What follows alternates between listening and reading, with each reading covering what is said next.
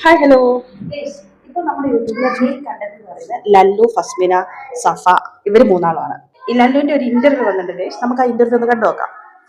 ഫസ്മിന ലല്ലു അറിയാത്ത മലയാളികളായ ആരും തന്നെ ഇല്ല. അയ്യോ ഓർമ്മിപ്പിക്കല്ലേ പൊന്നെ. ഇന്ന് തെളിവുകളുമായി ലല്ലു ആണ് എന്നോടൊപ്പം. നമസ്കാരം.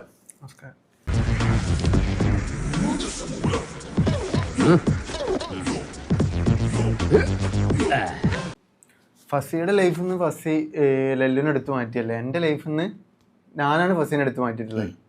എന്തോ എങ്ങനെ പ്രണയിച്ചിട്ടില്ല, എന്നെ മനഃപൂർവ്വം ലോക്കാക്കിയതാണ്.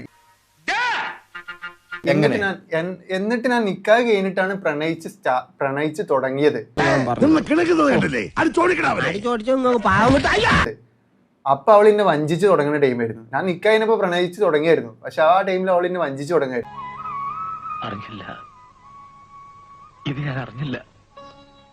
പ്രണയം ഒന്നും ഉണ്ടായിട്ടില്ല.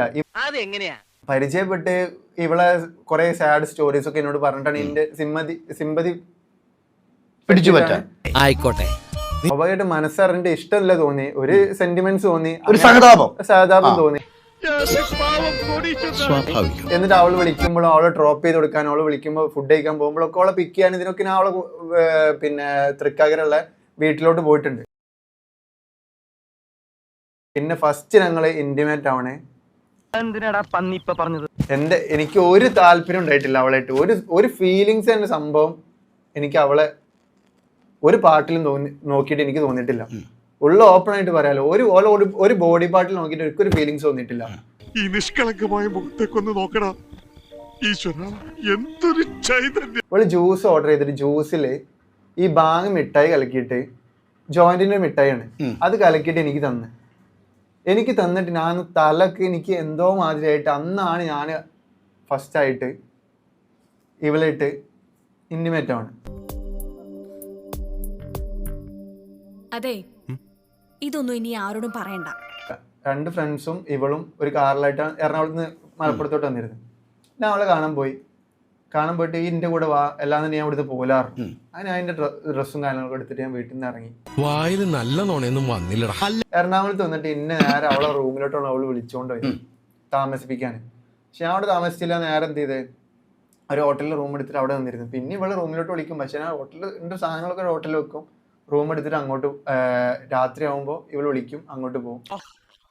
എന്നിട്ട് ഇവള് ഇങ്ങനെ വിളിക്കും, അവള് പ്രഗ്നന്റ് ആയാലും ടോയ്ലറ്റ് പോയാലും ഇത് മൊത്തം എന്നോടല്ല പറയുന്നത്, പബ്ലിക്കിന് മുമ്പിൽ അവള് പറയണേ. അവള് അങ്ങനത്തെ ഒരു ക്യാരക്ടറാണ്. പിന്നെ ഞാൻ എന്താ എന്നോടൊന്നും പറഞ്ഞിട്ടില്ല, അവൾ പ്രഗ്നന്റ് ആയിട്ട് വീഡിയോ ചെയ്യണേ. അപ്പൊ പ്രശ്നം ഗുരുതരമാണ്. ഞാൻ അവള് പ്രഗ്നന്റ് ആക്കി ഞങ്ങൾ തമ്മിൽ ആകെ രണ്ടാഴ്ചത്തെ ബന്ധാ. ഈ രണ്ടാഴ്ചത്തെ ബന്ധാണ്.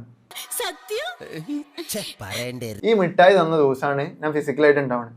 ഈ മിഠായി തന്ന ടൈമില് അന്ന് സംഭവിച്ച് ആ സംഭവം കഴിഞ്ഞ് 4ാമത്തെ ദിവസം പ്രഗ്നന്റ് ആണെന്ന് പറഞ്ഞിട്ട് വീഡിയോ ചെയ്യുമ്പോൾ എങ്ങനെ പോസിബിൾ ആണ് കാര്യം?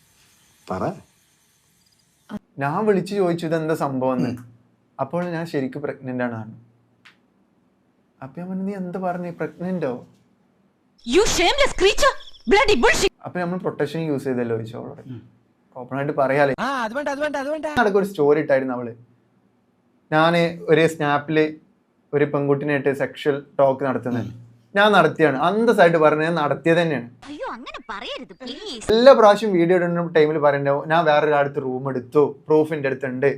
ഇതുവരെ കുറെ സ്ക്രീൻഷോട്ട് അല്ലാതെ എന്തെങ്കിലും ഒറ്റ പ്രൂഫ് ഞാൻ കഴിഞ്ഞ ഇന്റർവ്യൂ കൊടുത്ത ടൈമിൽ ഞാൻ പറഞ്ഞിട്ടുണ്ട്, ഒറ്റ പ്രൂഫ് അവൾ കൊണ്ടുവന്ന് വേണം. ഞാൻ ഒരു പെണ്ണിനായിട്ട് റൂം എടുത്തതിന്റെ എന്തെങ്കിലും ഒരു പ്രൂഫ്, എൻ്റെ ഒരു ഓഡിയോ, സെക്ഷൽ ടോക്ക് നടത്തുന്ന ഒരു ഓഡിയോ ഉണ്ട്, അത് എന്റേതാണ്. എന്റെ ക്യാരക്ടർ ഇങ്ങനെയാണ്. എനിക്ക് എന്റെ ക്യാരക്ടർ ചേഞ്ച് ചെയ്യാൻ പറ്റുമോ? എന്റെ ക്യാരക്ടർ ഇങ്ങനെയാണ്. കൊള്ളാം, എവനാള് കൊള്ളാം.